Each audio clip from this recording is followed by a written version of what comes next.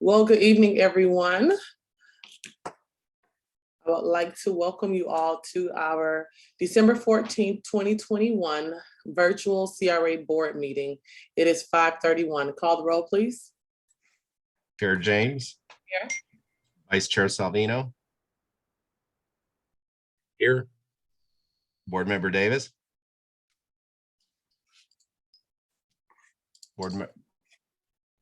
I see you. No audio.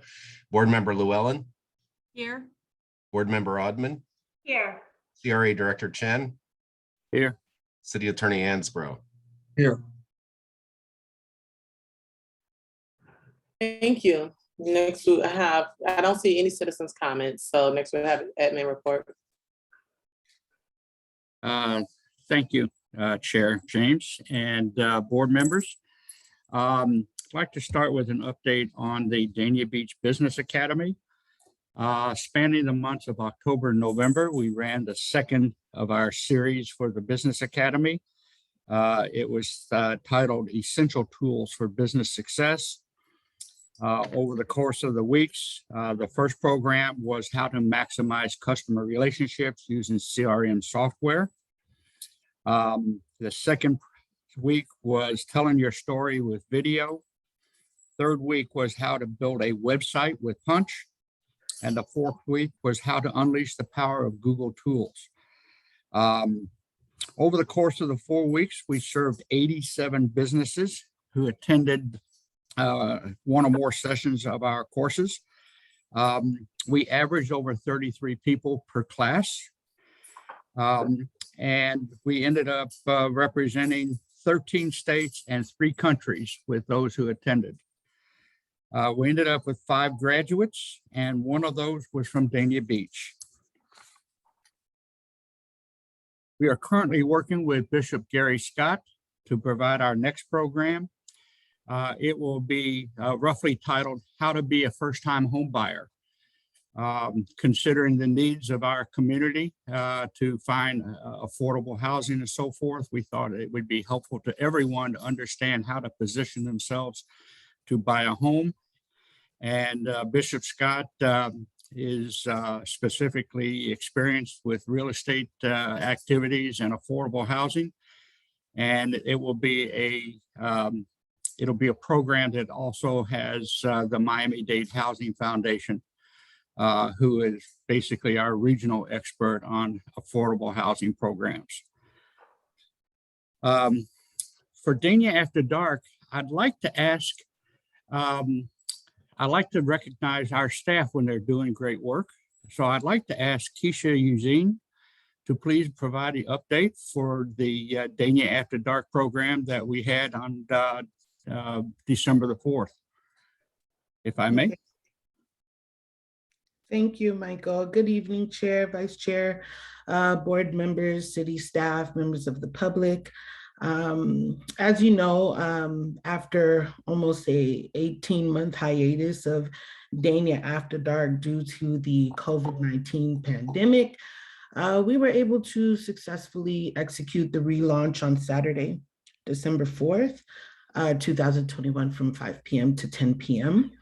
On behalf of the Dania Beach CRA, I'd like to thank the citywide departments for collaborating once again with the CRA to relaunch the installment from meetings to setup to permitting, etc. Especially, I'd like to thank Mr. Willie, who was very hands-on for the setup and breakdown of the event. I think he's a rise star. And so I wanted to just bring that up because he was very helpful to me, especially as many of you may know in my pregnancy. So kudos to Mr. Willie. Thank you guys very much for having him out there.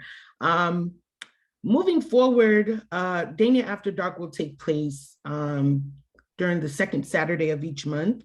But for December, we did decide to hold it on the first Saturday due to the holiday season And although there were coinciding events that were happening at neighboring cities, we do believe that it was a success, with the bulk of the attendees flowing in at 7 p.m., which is not far-fetched for the installments of Dania After Dark.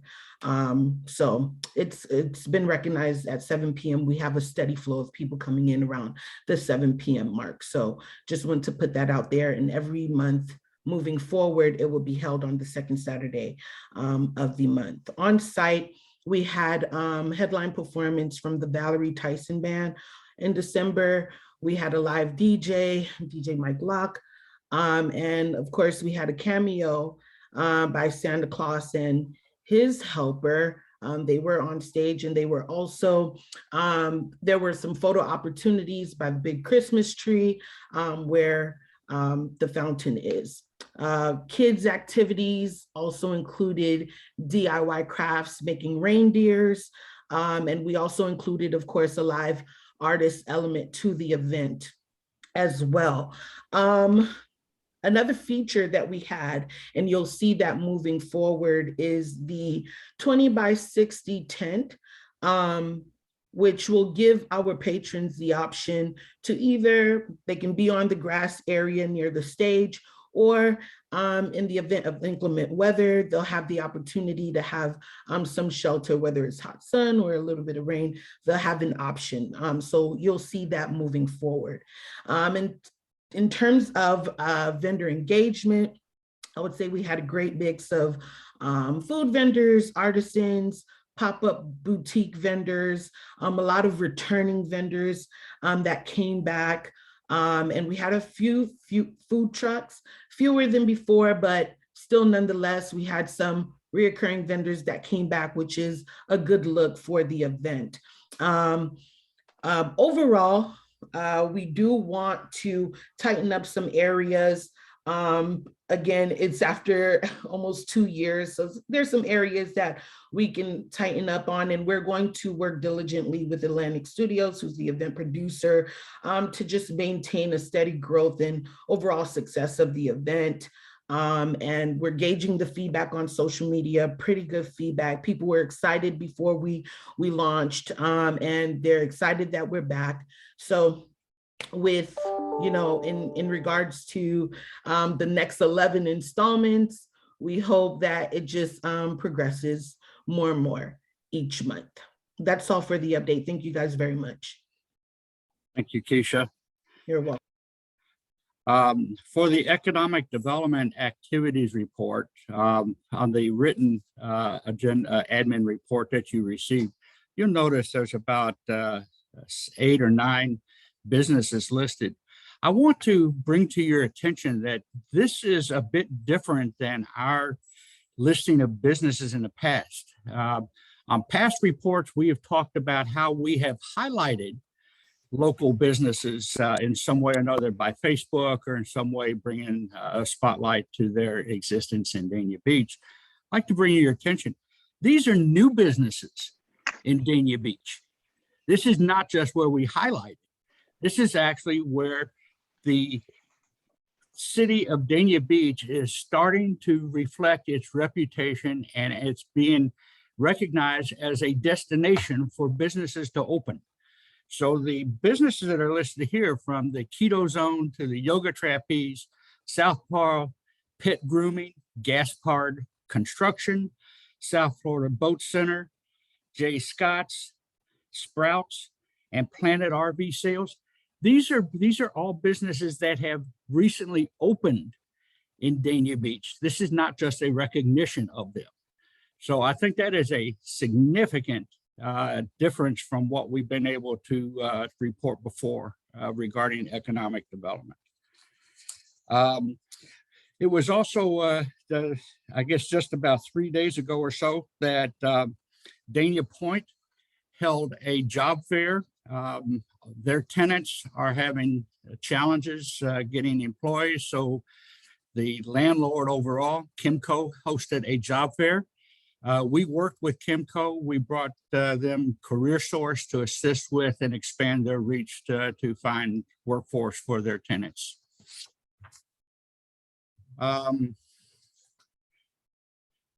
Also, we have, as you may recall, a few months ago, we extended the reach of the CRA facade grant program to where it covers the entire CRA, not just Federal Highway and Dania Beach Boulevard. And at this point, we have about 3 or 4 applicants that are in line. What we're waiting for is that I've actually been working with the CRA attorney to draft an improved and streamlined application for our program. I've also talked with Frank DePillo. Some of the way that the program was administrated before, the processing of applications and so forth, actually made us to be the slow part of everybody's process. So we're working with finance to make sure that we maintain a strong fiscal management of city funds, CRA funds, but we're also trying to find a way. My objective is to go from complete application to notice of award in a 30-day period. And that will be drastically different than what was occurring before. So we have people that are lined up and really interested in this. I think we'll have several programs that will open up for us with this. For the patch, there's a number of, need to bring you the CRA plan update. The RFP closed for the consultants for the RFP plan update. We received 5 responses from significant players in the consulting business. Some of these, such as Stantec, I think is rated #1 in the world for planning and initiatives like this. And I'm not saying that all of them are feasible in terms of budgets and so forth, but I think it's impressive that the CRA has been able to attract some serious world-class players in the consulting business to help us with the update of the plan. And I hope to bring the selected consultant to you in January to meet you and for you to approve his contract. The patch has been busy. On November 13th was a nursery day. We had an expert, Mr. Javier DeRuz, who did a presentation on composting. I guess it's all about how you fix the dirt to make things grow. On November 20th, there was a fall market, and the expert that was providing a program that day was Mr. John Coldwell, who gave a workshop on beekeeping. December the 18th, we're featuring holidays at the patch along with the market. We have a self-guided kids craft corner with social distancing. We're still recognizing that COVID is still in our vocabulary. We also launched the patch ESA program, basically commonly known as Patch in a Box. I can tell you, I'm a subscriber to this program. I highly recommend all of you, including any community members that we have, to join this. For a very modest fee, you get an enormous box of fresh produce and so forth from the patch every 2 months. And it is a very, very nice program. We had the patch meet with the Director of Business Development for the YMCA. We're working to see how we can develop a collaboration to where patch and the YMCA facilities of South Florida can find programs to work together. It would be mutually beneficial for us. It would expand our reputation in name recognition across the region. And for the YMCA, it would support and kind of be a strengthening of their wellness policy for all of their facilities. We are still waiting to hear about the Florida Department of Agriculture grant regarding the hydroponic gardening concept, but I expect that we'll hear of that fairly soon. And with that, that is the admin report. Thank you. Next, do we have any comments? All right, next we'll have our presentations. Unfortunately, Ralph Stone couldn't make it today, but he'll be hopefully back in January. And so we'll move right on to the presentation of the FiU Interact. Okay. This presentation is from Dr. Chris Ford. You may remember I introduced him to you early in my tenure under the Mission to Market program. Let's just say that FiU expects Dr. Ford to be multitasking. He is the program manager for the Interact program at FiU. And his presentation is linked to, there is a memorandum of agreement on your consent agenda this evening. He's basically giving you some background and a presentation in association with that. Dr. Ford? Dr. Ford with us?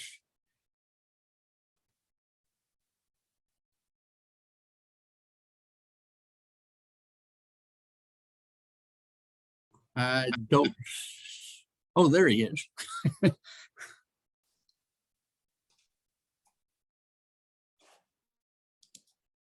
Chris, you're up for your presentation if you're ready. All right, getting through the Zoom transition. Good evening, Mayor and board members. It's good to see everyone again, and some faces I probably don't remember, I haven't seen before, but good evening. Great to be in front of you again, as Mike so well articulated, this new, relatively speaking, new initiative at FiU that we're happy to partner with you on, called Interact. So I just, a few slides. I don't have screen sharing privileges, it looks like. So I will, maybe if Mike or someone else who has screen sharing privileges can share the slides, I can just talk through them very briefly. Please go ahead and try it again. Okay, thank you, appreciate it now. All right.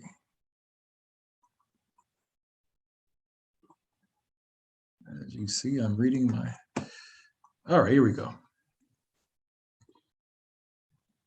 Okay, so as Mike well stated, I am double-headed, so I'm split between the Applied Research Center, where I run a program formerly called Mission to Market. It will have a new name starting in January called IP to Market for various reasons. But I'm dual-headed there. I run that program as we have an MOU partnership with you, your wonderful city.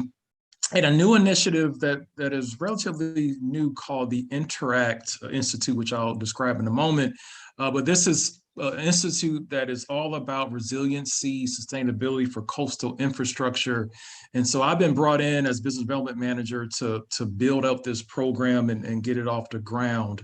And so needless to say, there's never a dull moment on top of other research and teaching responsibilities. So here's a formal overview, and this is also outlined in the MOU or MOA document that you have access to. And so this institute is a preeminent institute, which means FiU has taken a painstaking task to go get state recognition for this preeminent institute. So it's designed to help with providing engineering solutions that coastal communities face, especially related to aging infrastructure. And what we desire to do is develop innovative and economical technological solutions that will help bring sustainability to communities such as Dania Beach. And Dania Beach, you will be a pilot community that we hope to launch here very quickly with some active projects. And so, as you probably have, if you keep your ear to the political winds or what's going on in Washington, you've heard with the President Biden's Build Back Better initiative, and how there is a bill floating through Congress related to infrastructure, as well stated by actually the last two presidents that stated this very well. Infrastructure is a really critical aspect of long-term economic prosperity. And so FiU, we've put together this Interact Institute to be an umbrella institute that looks at transportation systems, communication, sewage, water, and electrical systems. And so we want to be a partner organization for communities to help unearth and build out projects to help solve a lot of resiliency and sustainability infrastructure challenges that we all are facing. So the objectives are very simple and to the point. We want to commercialize some of our technologies through partnerships with municipalities and industry that we've built out in the Interact Institute. And I'll show you, we have a bench of expertise and technologies that we develop as a university. We also want to create an advocacy system. We understand how precious dollars are, especially public dollars. And so we want to partner with you all to go after federal, state, local grants and contract opportunities to help address various infrastructure challenges. And the objective of our institute is to measure grow economic impact. So we want to partner with you and align your infrastructure strategy with your economic development strategy. So I've just given a snapshot. I provided a link if you want to learn more about some of these areas, but here are selected program areas that Interact. This is also highlighted the key areas we're going to focus on in our MOA. These areas are articulated in much more detail. So we have a engineering analysis related to transportation. FIU has one of the National Center of Excellence in Transportation. We have some of the best transportation engineers, scientists, researchers in the country. We actually have a number of industry partners in this space. So we have a whole built out program called ABC that is amazing in this space. We also have some niche areas of expertise related to corrosion analysis, energy systems and smart grid, material science development related to green pavement. You know, as there's a great transportation hub there in Dania Beach. We can provide very sustainable solutions related to pavement. We also have some phenomenal technology related to structural health monitoring. An unfortunate example of that is obviously the Champlain Towers there in Surfside, just south of you, where we're actually in conversations with that community in terms of some solutions to be preventive, in terms of there's ways you can measure and assess and track that are a little bit outside of typical building codes and inspections. And so we have technology and some leading engineers who specialize in this, and we can work with public-facing engineers as well as the private sector in this. Last two areas, resiliency related to the built environment, how you optimize your structures, and then obviously how you optimize your water resources is all critical to having a really well-sound future-facing infrastructure. So we have more than, I think it's in excess of 9+ research areas, and then I've selected those I think are relevant for what we're trying to accomplish in our MOA. So you will be the pilot. We're in conversations with all 3 major South Florida counties, and you're batting lead off, and we're in conversations obviously with Dade County where FIU is home, but we really want to help our communities. And in light of all the federal dollars that are coming to the state and coming to the region, we really want to be your partner. As I heard earlier in the meeting, you've selected someone to help with some of your planning. Consider FIU as a partner. We have thousands of scientists and engineers. We have a really focused institute that really wants to help communities become more resilient. And so we've already thought through some of these items, which is presented in the MOA. What we like to do in the future, as we find projects or opportunities for improving infrastructure, we like to be a part of your team that goes to solve those problems and get resources needed to solve those various issues. So hence services on demand. We want to work with you as you talk to your county executives and getting resources, obviously through the NPO. And then we want to be part of your lobbying effort. We have a lobbying team internally. We would love to coordinate any lobbying efforts that you have as you try to advocate for state and federal resource, or even some private sector resources. We're building a system under my leadership to actually better coordinate with municipalities. And kind of last point I'll make here, we really want to be, as I'll stop the screen share, FIU wants to be your partner. This is really about building and expanding our existing partnership. And we want to have our campuses open, and we want to help you continue to reimagine a better Dania Beach, and infrastructure is obviously going to be critical to that future. So that is it. Hopefully I wasn't too long-winded, Mike, but that is it. So. Chris, thank you for your summary. I think that you certainly expanded on our CRA board's understanding of Interact and what we're trying to accomplish with this memorandum of agreement.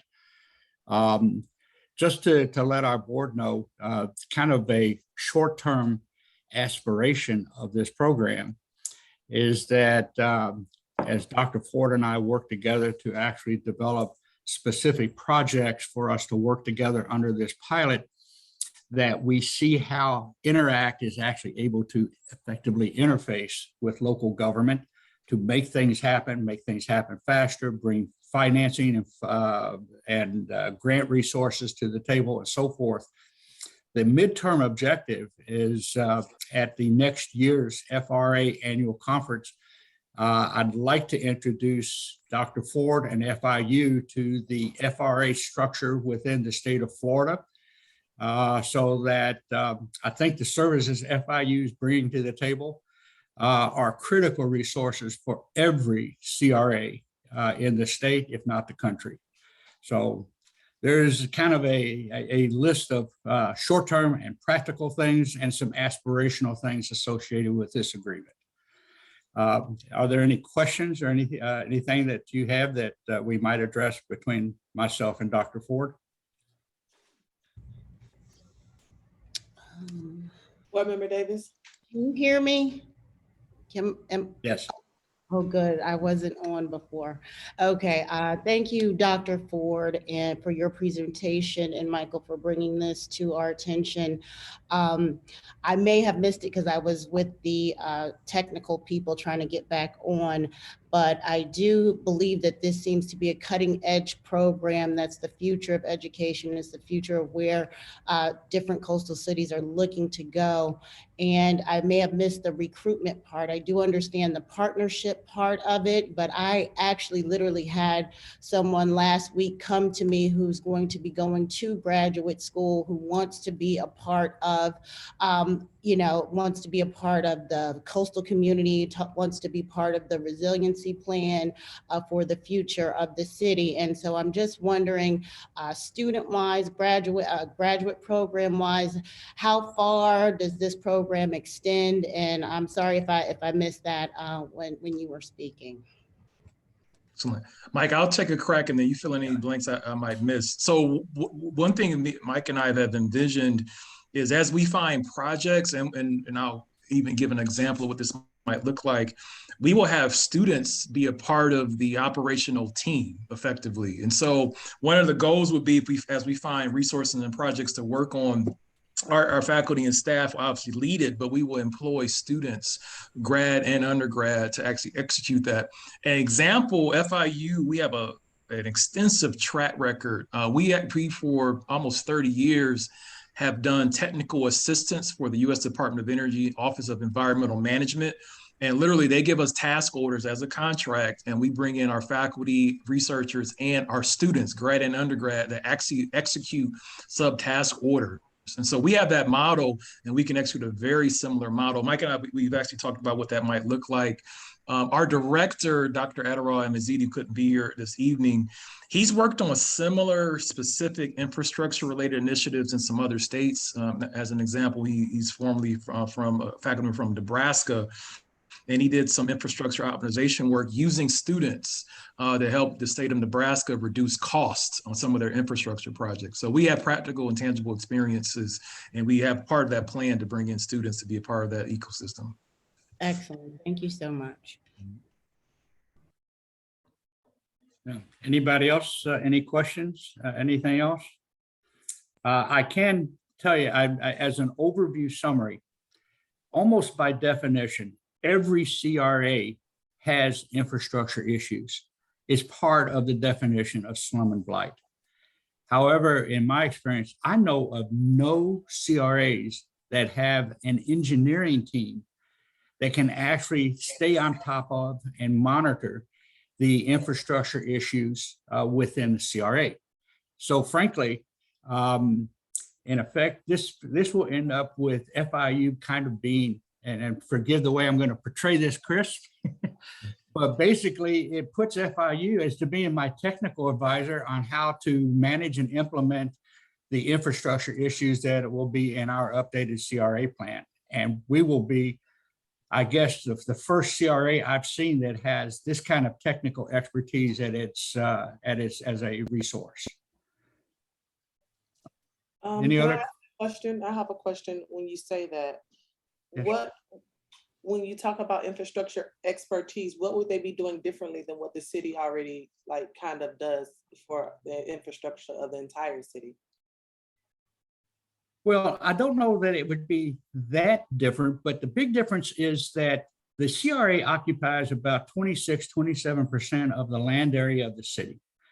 The City Public Services Department is looking to set priorities and plan their CIP projects over the course of citywide needs and priorities. This gives us an opportunity to examine priorities and needs within the CRA as itself, as opposed to being part of the overall city. Now, obviously, as we go on and we identify projects to undertake, and FIU assists us in finding funding resources and so forth, we coordinate our ability to move forward with projects in the CRA. We coordinate that on a citywide basis as well. And I think while we're at it, with the resource of FIU basically in-house with us, they also would be able to provide services and assistance to the public works, public services, if and when they need it as well. So I think it's all a win-win. This is not a competition. It's all about how do we most effectively and accelerate infrastructure needs in both the CRA and the city.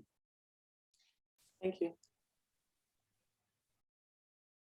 Any other questions? Dr. Ford, thank you for joining us tonight and for your presentation. I can only imagine how long it took you to put together your slideshow. I know you have plenty to do without doing PowerPoint, but thank you so much for your information. No, my pleasure. Thank you all for your time. Good evening. Next, we'll have the patch collaboration with the Urban Health Partnerships and Associates on food system action and sustainable development.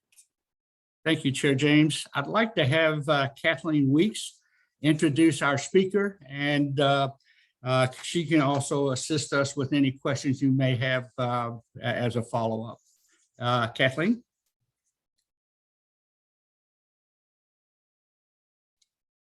Good afternoon, Chair, Vice Chair, CRA board members, and members of the public. Kathleen Weeks, CRA Operations Manager. I believe, board members, you will recall that in March of this year, the CRA received an $18,500 grant from Urban Health Partnership. And this grant came at the most opportune time for us because we were literally concluding the USDA grants and also the DeLuca grant. We were in a position where we did have excellent consultants working with us, helping us to work through the community and to promote food sustainability and eliminate food insecurity in Dania Beach. And they had a tremendous job done. Unfortunately, we were curtailed a bit by COVID-19. And as a result of that, some of the programs that we had hoped to take beyond the city of Dania Beach into the South Broward community, we were unable to achieve those. But I think you will recall a few years ago, we made presentations about mobile markets, and the USDA grant and the DeLuca grant provided mobile markets for us. While the patch is deemed to be in a food desert, and we do provide food and we do provide produce for the community, we were also taking the lessons of the patch out to the community. There was always a decision to not only promote sustainability and eliminate food insecurity in the city of Dania Beach, but to promote it in South Broward through a patch collaborative. And what has happened and what we are fortunate about is that the Urban Health Partnership, given us this grant, enabled us to become involved with other communities, providing food access and healthy food practices. So that gives you a basic background to what happened in March, what's been going on. And we're very fortunate today to announce that the Urban Health Partnership would like to continue with us through more programs and more collaborations with various organizations for food sustainability and to eliminate food insecurity. And just to give you an idea of what has happened since we started our program in March, UHP announced that to date there are over 20 food and health system partners collaborating in this region and in some capacity in connection with the Dania Beach Patch. And because we have our consultants with us, they have been able to assist in education, in food distribution, all through UHP. So I believe tonight our guest is going to introduce you to some of the work that we're doing with UHP and the South Broward Community Health Hub and show how we are integrating a group of organizations to eliminate food insecurity and also to provide sustainability. Just allow me to read the bio of our presenter. Our presenter tonight is Aurelie Lozano Cantu, and she is the Director of Health Access and Livability at UHP. She possesses over 9 years of experience in community organizing, grassroots and community-based approaches in education and research. Aurelie holds a Bachelor of Arts in Psychology and a Master of Arts in Women, Gender, and Sexuality Studies. She is fluently bilingual and leads UHP Food, Access, Security, and Justice.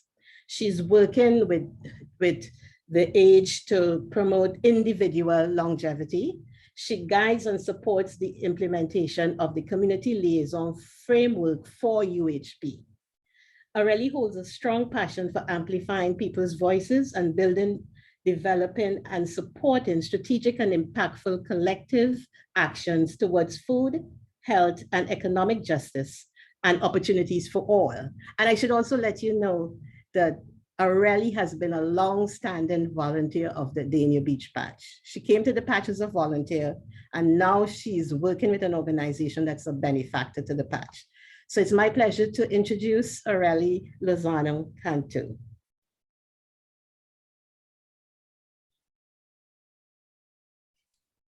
Is she a panelist or an attendee? No, she's an attendee. Hold on. Oh, here she is. Yep. Here. Where is she? There you go. Okay, here I am, and sorry for the, thank you. Thank you for having me today, and thank you, Ms. Kathleen Weeks, for that introduction. And thank you to the partners, and the board. Thank you for having us today. I'm saying us, I speak the general us because I have a lot of people that Ms. Kathleen shared, a lot of partners that have been involved in this work. Is not Urban Health Partnerships alone. We serve as a coordinating agency, but truly it is the work of all of our partners that brings us here today. And I only have a little bit of time to first of all say thank you for the continued collaboration. As Ms. Kathleen said, I've been a volunteer of the patch since I started working here in South Florida. And then I've been working as a partner, as a collaborator, and now in the capacity of consultant and coordinator. And it really is a pleasure to see how much of the investment of the CRA and the city has really flourished in many ways, despite the challenges of the time and spaces and the pandemic and everything that we've been through. I wanted to just really briefly highlight how Urban Health Partnerships and the Dania Beach Patch go way back to the Healthy Community Zone efforts that happened in 2015, 2016 with the Broward Regional Health Planning Council, where we were able to collaborate in conducting some walking audits and some assessments in the community that provided a lot of really great feedback to better understand the needs and opportunities. With that history, we've continued partnering through different food access and food security efforts throughout Broward, in collaboration through the Food for All Broward initiative that also Urban Health Partnerships led for quite some time, and now leading up to the South Broward Community Health Hub effort, which is a collaboration of 30 plus partners throughout South Broward, 20 of them who actually interact in the area of Dania Beach through some efforts with the patch or in connection with. And all of that has been thanks to the funding of the Community Foundation of Broward that has trusted Urban Health Partnerships and our partners to work together to really identify ways to meet 4 goals. One is decrease food insecurities and increase healthy food access. Another one is increase community to clinic connections and health access. Also improving coordination and efforts within the communities, regional communities, and efforts closely locally so that we can empower the local community more, and also developing economic development solutions. And a lot of this work, like I said, Urban Health Partnerships does not do it, and we coordinate it. And a lot of the partners that you've spoken about, Mr. Chen, earlier today, like St. Ruth Missionary Baptist Church, CW Thomas Park, Renewable, which with Xavier DeRue's doing composting, Love Our Nation, worked with an after-school program with the youth, and meeting actually at the St. Ruth location and at the patch. We've been able to really start to flourish a lot of the activities that I remember were part of the vision from the get-go of the patch. And now we've been approved for phase 2 of funding for the South Broward Community Health Hub through the Community Foundation of Broward. And we would like to continue to expand and grow on this collaboration and an opportunity to continue to consult and provide expertise and support in coordinating large partnerships, efforts, and more grant opportunities to continue to grow the impact of the patch and the education that happens through it and along the partners that empower it with all the programs. So thank you again for your time, and I look forward for future conversations. We do have a grant that is being, now the agreement is being developed with the Community Foundation for phase 2, but there is a patch and the CRA in mind in that funding, and we would love to continue to have this conversation to establish an MOU or a letter of agreement, whatever it is needed for us to continue this partnership and continue to grow with all the partners that like I said, a lot of them are present today. We always are here to support each other. So if you look at the partners in there, give them a shout out. They really are wonderful, and everybody doing the best for the community. Thank you. Thank you. Anyone have any questions? No? Thank you. Hope you have a great night. Thank you, you too. Have a great night too. All right, thanks, Kathleen. With nothing else, we'll move on to the consent agenda. Do we have any pulls?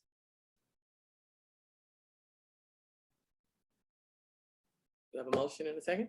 I'll make a motion to approve. Second. All in favor? Aye. One opposed? Great. No proposals or bids, so we'll go to discussion and possible action. The first one is the CRA Executive Director evaluation. I decided to put this on the agenda so we could have a formal process or decide on what the formal process is going to be for an evaluation, if we wanted to do it the same way as we have done it in the past, or if we wanted to move in a different direction. So, I mean, I would, yes, Board Member Davis. Well, if you could clarify for me what has been done in the past. Is it the same of what we have done with the city manager's evaluation, and what the concerns were for why we want to maybe think about doing it differently? So I just need some clarification there.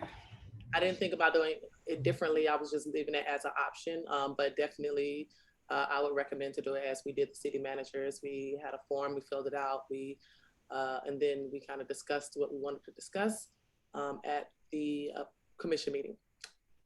Okay, because we have the rating forms, we have all of that kind of stuff. So it was my plan to just kind of use the materials that we have a meeting with Michael Chen, and then move on from there. So if it's going to be anything different from that, let me know. Or if if we're discussing something different from that, then I'm fine with the way that it stands. But if anybody else has anything, I'm here to listen.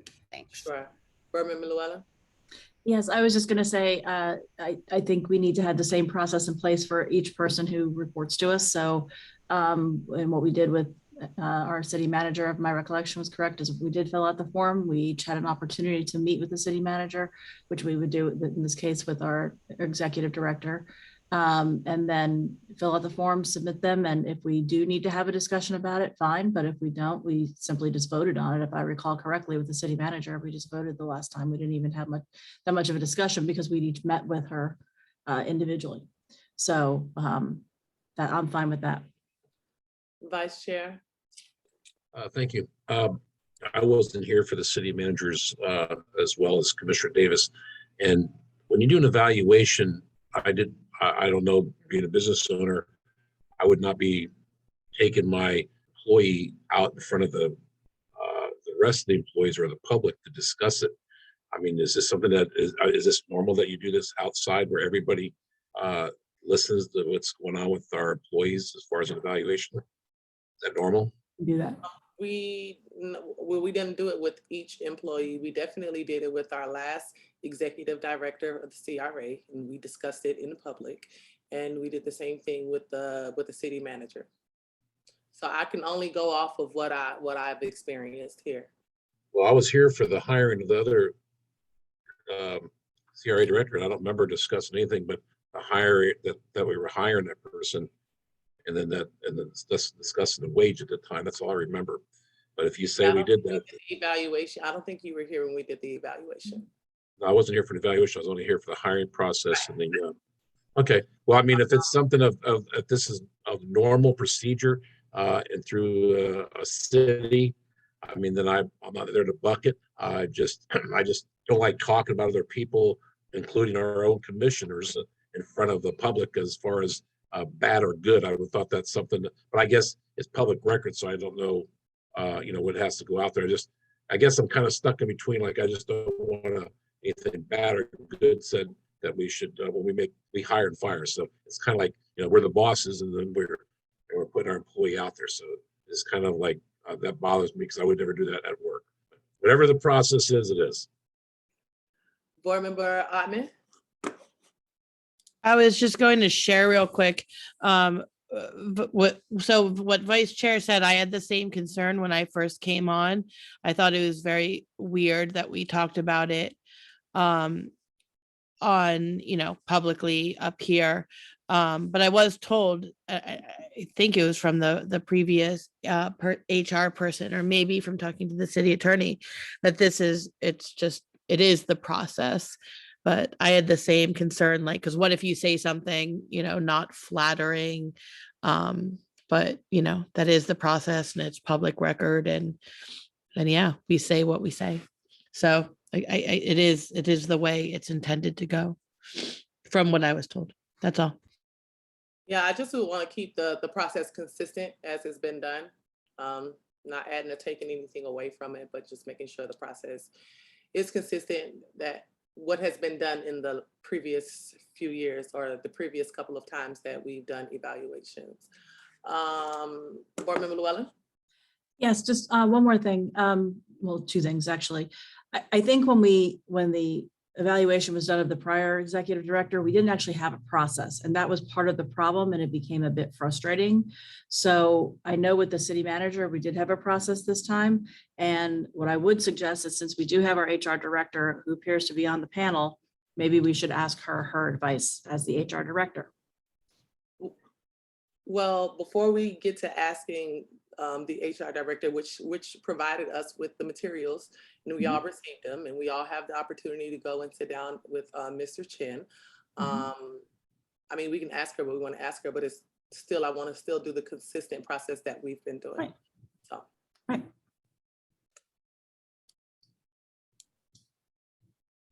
Linda? Yeah, good evening, everyone. And thank you. Just will reiterate, I think, a lot of things that I've heard. The process that Executive Director Chen has sent out to you in an email is very consistent, and really exactly what we did previously with the city manager. It's based on ICMA standards. It's an excellent evaluation. And again, consistency is very, very important. An evaluation is a great opportunity, again, to sit privately with someone and review their accomplishments. It should be based on the facts of the accomplishments to the extent that we can be very objective about them. And it's important to talk about those accomplishments and the opportunities moving forward. It's also a chance for a two-way conversation for the Executive Director Chen also to provide his understanding and talk about anything that he wants to talk about. And most certainly it's important to do this in a way that's conducted professionally and in private, giving feedback and having open channels of communication. An evaluation is an opportunity for engagement and motivation, and it's in line with conducting things within our RISE culture and performance standards. So the email that Executive Director Chen laid out, he gave you the evaluation, which is really an excellent work product if you've had a chance to look at it based on those standards. And also he's also given you a list, really a whole list of everything that's been accomplished. And we want to, again, look at those things and be as factual and objective as possible in the evaluation and have that opportunity for private two-way conversation. So I would confirm that the process would be the same as what we did with the city manager. Thank you. Thank you. All right. So I'll ask that maybe we come back with the findings of it at the first meeting in January. Everyone okay with that date? It gives everyone enough time. If you're not okay, say something, please. I'm good. Board Good for me. member Aben? Yeah, that's fine. Okay, great. So we can move on. The next is the painted crosswalk project. Again, wanted to get some more feedback on this project. I know that it's been since 2019. Understanding that some of the pricing may go up, may have gone up, but wanted to get a consensus that if we wanted to move forward with this project, what questions we have. Board Member Llewellyn. I would like to move forward with it. I do have some questions though. And specifically I have concern because I know that, for example, in the CRA, one of the crosswalks that I think we talked about previously was Dania Beach Boulevard and US 1 or Sterling and US 1, which that is a federal road. So it involves the FDOT and they are not particularly fond of putting things out that are distractions that could potentially slow traffic down. They want to keep the flow of traffic moving. So I just am concerned that if we target certain locations, that we make sure that it's something that's going to actually get done. Because obviously the decorative crosswalks have they're multi-purpose, they're artistic, but they also help with traffic calming. So I'd like us to make sure that if we choose some, that we have backups that we want to go to for locations. That's all. Backup locations for the. Yeah. So like if it's a federal road, for example, or a state road that we're looking at, I just want to make sure that we have backups in the event that DOT doesn't allow us to do them there, because they may not. Okay, I don't know I think it's going to be very difficult to find a major intersection that is not going to be a DOT road. So I know, and that's my. We kind of can't. Yeah. Because if we get into the different neighborhoods, and you start a whole nother issue about why this neighborhood and not that neighborhood, and if we're just focusing on our downtown, I just think either the project is valuable or it's not, and I definitely want to get all those ducks in a row before we start paying any monies out. Okay. So maybe Mr. Chen and his staff can go and research that. If we give them a go on which 2 or 3, I think we start there, or which 2 or 3 roads we want to do, and then we find a way, the best way we can to make it happen, and we leave that in the hands, of staff to do. Mr. Chen? We can't hear you. We can't hear you. Sorry. There was a memo that I put in their package on this subject. There was a resolution passed in 2019 to do an RFP, but the resolution also made a caveat that based on the expectation of funding for the project, I was advised that the funding was never approved and therefore the RFP was never done. We don't have pricing for this concept. And if your instruction is to do an RFP and work with some groups and so forth for proposed designs and so forth, we can certainly do that. I just want to kind of make it clear that we don't have a starting point other than to go out and find out what a design would be and what the cost of that design would be. Okay. And the rest of the board members, let me know if this is not something that you're envisioning, can you go and find out if it's a viable project from FDOT before we even put an RFP out to see if this is something that we could do if we funded it? We can certainly check with FDOT on this subject. I will tell you, I've dealt with FDOT before. They tend to be rather inflexible, but we will certainly check if they would be willing to do something that was other than a standard crosswalk across any of their roadways. But that would not preclude us from doing it in other places, such as neighborhoods and so forth.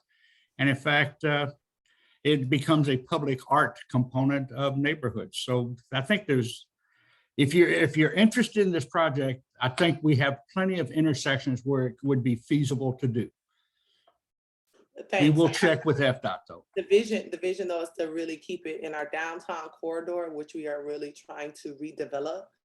And, you know, I mean, we can do a bunch of small little projects, but the vision was to do like the major intersections, the downtown corridors. Maybe you can work with the city manager and public services who may have those connects down there that have to work with them on a daily basis maybe, and they can try and point you, you know, and try to see what we have to sell the city. We have to tell them, you know, the city's in a new renaissance, you know, we are rebranding, you know, and look at all the development that's coming to Dania Beach. You want to beautify our city. You want to make it a walkable town. I mean, I understand that FDOT wants the traffic to flow, but US 1 flows at a service level F at a lot of times. So, and I don't think it's going to be flowing much faster than that. We still have to do traffic light synchronizations. There's a lot of things that we need to work on, but I'd rather just try and see how we can make it work and not get discouraged about the things, the roadblocks or the obstacles that we may face.